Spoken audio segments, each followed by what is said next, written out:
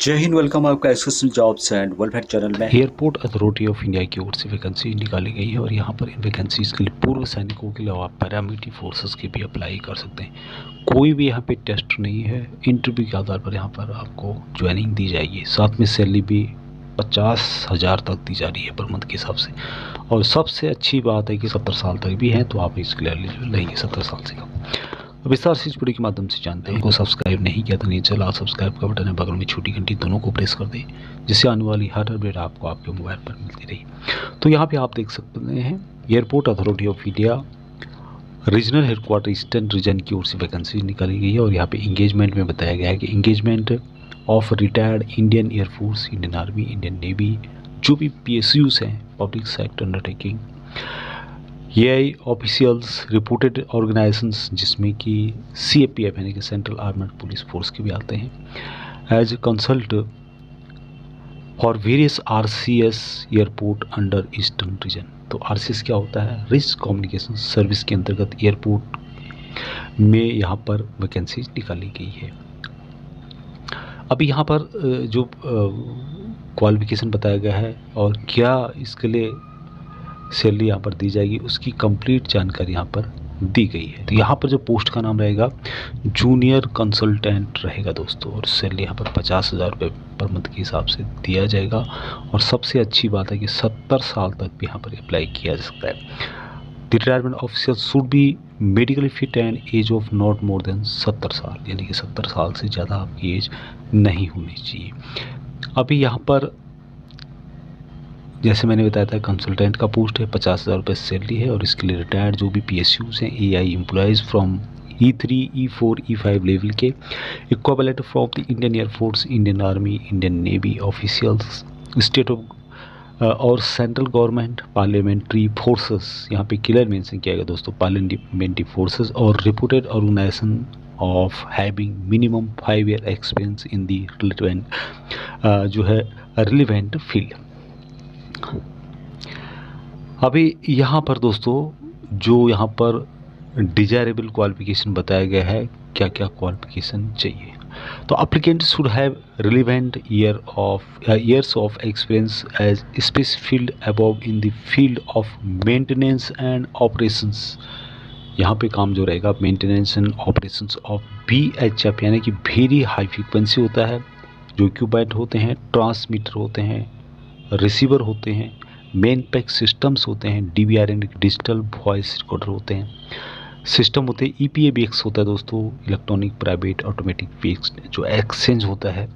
उसके अलावा यहाँ पर RP and HB, DFMD, CCTV जो होते हैं, FIDS, NDB, ADSB या फिर LAN होता है, इसको बोलते हैं local area network, wide area network, और MPLS multi protocol level switching. तो इससे रिलेटेड जिन्होंने भी काम किया है, बेसिकली यहाँ पर मैं सीधी सी भाषा में यदि बताऊँ आपको तो जो भी सिग्नल्स के हैं, EME के हैं, वो इन वैकेंसीज के लिए एलिजिबल रहेंगे जिन्होंने इसमें काम किया है दोस्तों। इक्विवेलेंट रैंक जो है एयरफोर्स नेवी रैंक नहीं बल्कि इक्विवेलेंट क्वालिफिकेशन एयरफोर्स नेवी के साथ में पैरामिलिट्री फोर्सेस के CRPF में भी आपने देखे होंगे सिग्नल के होते हैं, और भी सभी में सिग्नल के होते हैं जिन्होंने इससे रिलेटेड काम किया, तो इन वैकेंसीज के लिए आप एलिजिबल रहेंगे। अभी जो जॉब लोकेशन रहेगा कहाँ कहाँ पे रहेगा दोस्तों, कौन से स्टेट में ये सब पढ़ेंगे, तो जो ये आपका अंबिकापुर है छत्तीसगढ़ के अंतर्गत है, उटकीला उड़ीसा में है, राउरकेला उड़ीसा में है, जोपुरी जो है उड़ीसा में है, कैम्पबेली बे अंडमान एंड निकोबार आइलैंड में है, जो शिवपुर है ये डिगलीपुर में है जो कि अंडमान एंड निकोबार आइलैंड के अंतर्गत है, कोच बिहार वेस्ट बंगाल के अंतर्गत। तो ये इसके जॉब लोकेशन है। बेसिकली वैकेंसीज ईस्टर्न रीजन के लिए निकाली गई है दोस्तों। 70 साल तक यहाँ पर अप्लाई कर सकते हैं। 70 साल तक भी जो है आपकी एज कम है 70 साल से, तो आप इन वैकेंसीज के लिए एलिजिबल रहेंगे दोस्तों। अब यहाँ पर पीरियड ऑफ इंगेजमेंट के बारे में भी यहाँ पर बताया गया है, साथ में कुछ यहाँ पर और भी जानकारी दी गई है। स्टेटमेंट ऑफ ऑब्जेक्टिव के बारे में बताएगा, job to be carried out, job यहाँ पर किस तरह से यहाँ पर रहने वाला है दोस्तों। तो providing support and service for maintenance upkeep and operations for all CNS communication, जो नेविगेशंस एंड सर्वेलेंसेज होते हैं जो भी एयरपोर्ट सिस्टम में है, facilities at airport on the daily routine basis पर आपको यहाँ पर काम करना होगा, मेंटेनेंस इसका करना होगा।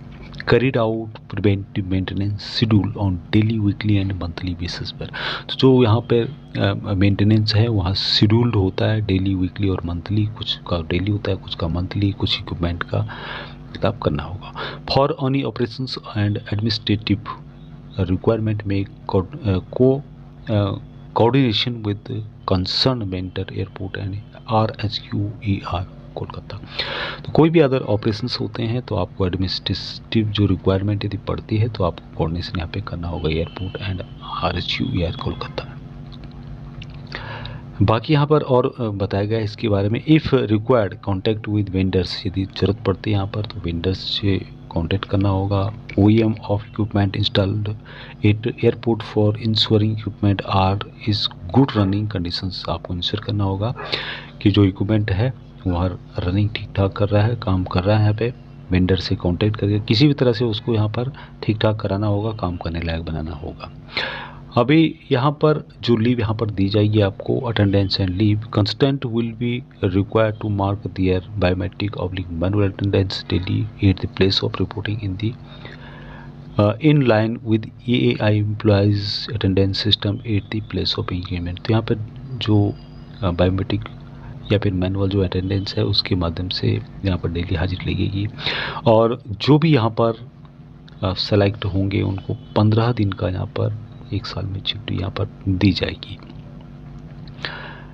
अभी ऐसे नहीं कि आपने छुट्टी नहीं ली तो आप वहाँ पर पैसे उसके ले सकते हैं, रिमबर्समेंट के लिए बोलेंगे तो ऐसा यहाँ पर नहीं होगा। और दूसरा ऐसा भी नहीं होगा कि आपने छुट्टी इस साल नहीं ली, दूसरे साल आप सोचोगे कि मैं एक ही बार पे जाता हूँ 30 दिन, तो ऐसा भी यहाँ पे नहीं होने वाला है।